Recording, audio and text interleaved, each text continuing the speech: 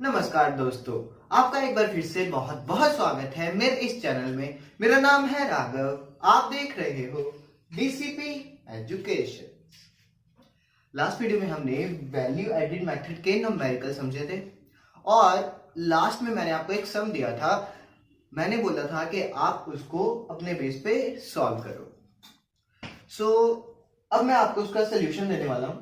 आप इसका सोल्यूशन देखो और आपने जो निकाला है वो चेक करो। अगर तो सेम है तो दैट मीन्स आपको कंसेप्ट क्लियर हो गया, लेकिन अगर कहीं गलती है तो उसको देखो और मेरी वीडियो को दोबारा से देखना, वो जो पीछे से चलती आ रही है, ताकि आपकी वो जो गलती है आप उसको पकड़ पाओ कि आपने किस जगह पे गलती की है।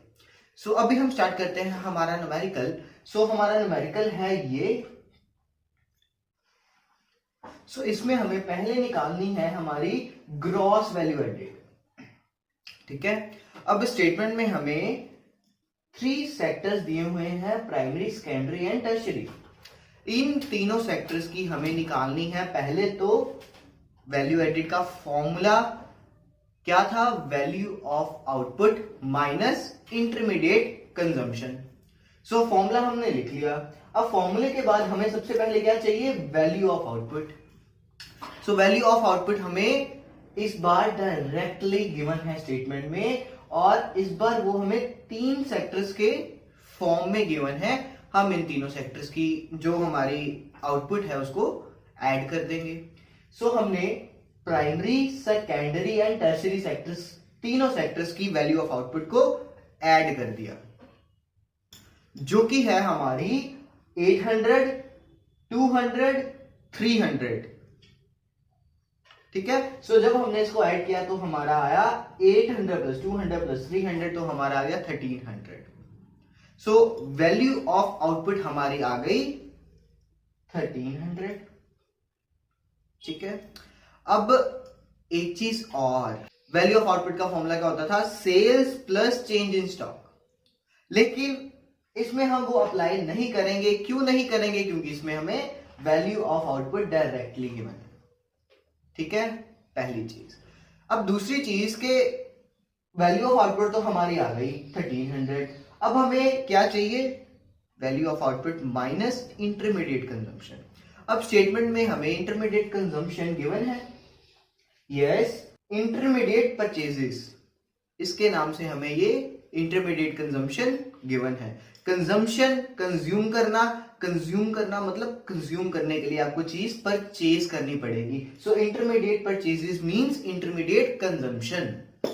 वो भी हमें तीनों सेक्टर्स की गिवन है, जो कि primary, secondary and tertiary sectors, जो कि हमें गिवन है 400, 150। ठीक है, तो जब हमने इसका टोटल किया तो ये हमारा आया 550। वैल्यू ऑफ आउटपुट हमारी आ गई थी 1300 माइनस इंटरमीडिएट कंजम्पशन आ गई हमारी 550। जब हमने 1300 माइनस 550 किया तो हमारा आंसर आया 750 लाख रुपए, 750 लाख। ठीक है, तो ये आ गई हमारी सबसे पहली वैल्यू एडेड। ठीक है, हमारा ये पहली चीज क्लियर हो गई। अब हमें सेकंड चीज क्या निकालनी है स्टेटमेंट में? सेकंड चीज निकालने से पहले ये जो वैल्यू ऑफ आउटपुट मेरी आई है, क्या आपकी भी यही आई है? अगर तो यही आई है तो उसको खुद टिक कर लो, और अगर नहीं आई तो उसको अंडरलाइन कर लो। जिस कैलकुलेशन में आपसे गलती हुई है, कट मत करना, अंडरलाइन कर लेना, और अंडरलाइन करके उसके साइड पे करेक्ट वैल्यूज लिख लो और चेक कर लेना ये वैल्यूज कहां से आई। अब आपका अगर ये पार्ट हो गया हो तो अब हम करते हैं सेकेंड पार्ट, जिसमें हमें निकालना है नेशनल इनकम। अब हमें इसी डाटा की हेल्प से निकालनी है हमारी नेशनल इनकम। नेशनल इनकम निकालने के लिए हमें क्या चाहिए होता है? अगर आपने मेरी पिछली वीडियोस देखी हैं तो उसमें मैंने बताया था कि जब हम वैल्यू एडेड निकालते हैं तो वैल्यू एडेड का नोटेशन होती है हमारी GDP at MP. That means value added का ये जो आया हमारा 750 लाख, ये रिप्रेजेंट करता है जीडीपी एट एमपी को, ठीक है, gross domestic product at market price को, क्योंकि primary secondary and tertiary sector हमारी डोमेस्टिक टेरिटरी के अंदर है और उनके थ्रू की जा रही प्रोडक्शन को जब हमने प्लस किया तो इसने हमें बताया कि ये है आपकी डोमेस्टिक टेरिटरी की income, gross domestic product at market price. So हमारे पास जीडीपी एट एमपी गिवन है, हमें निकालना क्या है, हमें निकालनी है नेशनल इनकम, जिसकी नोटेशन क्या होती है, NNP at FC, net national product at factor cost, जिसको हम बोलते हैं national income. NNP at FC means के हमारी इकोनॉमी ने कितने पैसे जनरेट किए, कितने पैसे अर्न किए, ठीक है, फैक्टर कॉस्ट नेट कितने पैसे उसने अर्न किए, ठीक है। सो अब हमें GDP एट MP से NNP एट FC पे जाना है। सो हम क्या करते हैं, ये मैंने लास्ट वीडियो में भी बताया था। सबसे पहले देखो हमारे पास ग्रॉस टोटल गिवन है, हमें ग्रॉस टोटल से नेट की तरफ जाना है, ठीक है। सो ग्रॉस और नेट का डिफरेंस क्या कहलाता है, डेप्रिसिएशन। सो हमें स्टेटमेंट में क्या डेप्रिसिएशन गिवन है, यस गिवन है 80। सो हमने क्या किया, इसमें से पहले माइनस कर दिया डेप्रिसिएशन। सो 170 लाख माइनस 80 लाख, सो ये हमारा आ गया 670, ठीक है। ये आ गया हमारा ग्रॉस से, जब हम नेट की तरफ गए तो ये आ गई हमारी net domestic product at market price, ठीक है। अब जी से तो हम एन पे चले गए। अब सेकंड चीज, हमें डोमेस्टिक इनकम से नेशनल इनकम की तरफ जाना है। सो हम डोमेस्टिक इनकम से नेशनल इनकम की तरफ कैसे जाएंगे, हमें क्या चीज प्लस करनी पड़ेगी, नीचे कमेंट सेक्शन में बताओ। और अब मैं बताता हूं कि हमें इसमें net factor income from abroad, इसको प्लस करना पड़ेगा। मतलब कि जितना पैसा हमारी डोमेस्टिक कंट्री ने कमाया प्लस उसके नॉर्मल रेजिडेंट ने कितना पैसा बाहर से कमाया, ठीक है। सो उसको हम करेंगे प्लस। तो क्या वो हमें स्टेटमेंट में गिवन है, कितनी है उसकी अमाउंट, वो है हमारी 10, मतलब कि 10 रुपीज हमने रिसीव किए फॉरेन से, ठीक है। लेकिन लेकिन लेकिन इसको हम डायरेक्टली ऐड नहीं करेंगे, जी हाँ, इसको हम डायरेक्टली ऐड नहीं करेंगे, क्योंकि अगर हमारा रेजिडेंट बाहर की कंट्री से कमा के लेके आ सकता है तो दूसरी कंट्री का रेजिडेंट भी तो यहां से कमा के बाहर लेके जा सकता है, दोनों जगह हो सकती हैं। सो हमने इस स्टेटमेंट में हमें गिवन है कि हमने उनके रेजिडेंट्स को कितना पे किया, तो उसकी अमाउंट हमें गिवन है 20। मतलब हमारे रेजिडेंट बाहर से 10 लाख रुपीस कमा के लेके आए, लेकिन उस कंट्री के रेजिडेंट हमारी कंट्री से 20 लाख रुपया कमा के वापस ले गए, ठीक है। तो हमें पहले निकालनी पड़ेगी net factor income from abroad. तो वो निकालने का फॉर्मूला है कि हम कितना लाए माइनस हमने कितना पे किया, that means receive minus paid. So हम कितना लेके आए थे 10 और हमने उनको पे कितना किया था 20। सो जब हमने 10 माइनस 20 किया तो हमारा आंसर आया -10, मतलब कि वो 10 के पॉजिटिव में है और हमने 10 लाख रुपीस उनको पेड कर दिया, मतलब हम नेगेटिव में है, हमने उनको ज्यादा पे किया बल्कि हम कमा के कम लाए थे। सो हमने क्या किया, अब इस वैल्यू को अपने जो हमारी नेट की वैल्यू आई थी उसमें ऐड किया। सो हमारी नेट की वैल्यू आई थी 670।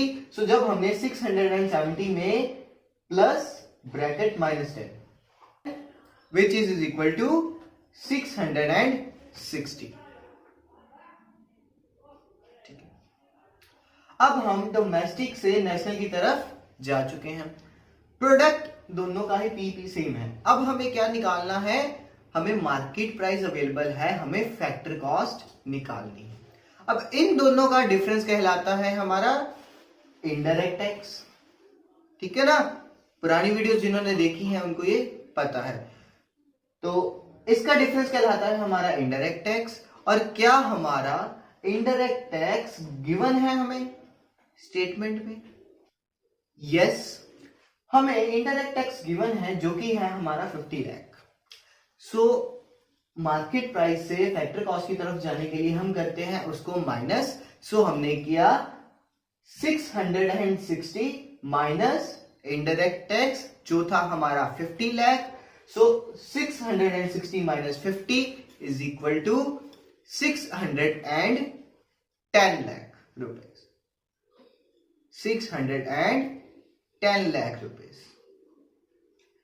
अब ये जो वैल्यू आई हमारी, क्या ये हमारी नेशनल इनकम की सही वैल्यू है? आप में से कई बच्चों की ये वैल्यू आई होगी और ये वैल्यू अभी हमारी प्रॉपर नेशनल इनकम कहलाने के लिए तैयार नहीं है। इसमें अभी एक चीज मिसिंग है, स्टेटमेंट देखो। इसमें अभी हमारी सब्सिडीज की वैल्यू की क्या ट्रीटमेंट की जाए वो तो हमें पता ही नहीं।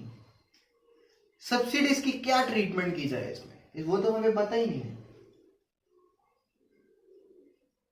सो अगर मैं बात करूं, ये जो 610 है ये हमारी अभी रफ वैल्यू है नेशनल इनकम की। और जब तक हम इसमें, अब देखो, subsidies received by all the sectors, subsidy जो है वो रिसीव की है सभी सेक्टर्स ने। सो जब हमारे सब्सिडीज रिसीव कर रहे हैं तीनों sectors, primary, secondary and tertiary sectors, तीनों ने मिला के 20 लाख रुपए की सब्सिडी रिसीव की। दैट मीन्स रिसीव की, तो दैट मीन्स वो भी तो उनकी इनकम में बढ़ोतरी हुई। सो जब उन्होंने सब्सिडी रिसीव की और सब्सिडी के रिसीव करने के कारण उनकी इनकम 20 लाख से बढ़ी, सो उस केस में क्या होगा, हम अब इनकम बढ़ी है क्योंकि रिसीव की है, इसलिए हम प्लस कर देंगे इसमें सब्सिडी भी, क्योंकि उन्होंने 20 लाख का पहले खर्चा किया था लेकिन अब उनको वो चीज रिसीव हो चुकी है। सो हमने इसमें प्लस कर दी 20 लाख सब्सिडी की फॉर्म में, तो हमारे पास वैल्यू आई 630 lakh. So 630 lakh is our national income NNP at FC। ठीक है, अब कोई पॉइंट तो नहीं रहेगा ना हमारा स्टेटमेंट में से? नहीं, हमने सभी की ट्रीटमेंट कर दी। सो बच्चों, क्या आपका यही आंसर आया था? अगर आपका यही आंसर आया था तो आप इसके कंसेप्ट को अच्छे से समझ पाए हो। हाँ, सब्सिडी के पॉइंट्स में मैं बोल सकता हूं कि कुछ बच्चों को दिक्कत आई होगी क्योंकि ये पॉइंट मैंने क्लियर नहीं करवाया था, क्योंकि ये पॉइंट हमारा यहां पे आके क्लियर होना था। सो अभी आज के लिए बस इतना ही गाइस। हम मिलते हैं आपको अगली वीडियो में। अभी के लिए बाय बाय, टेक केयर।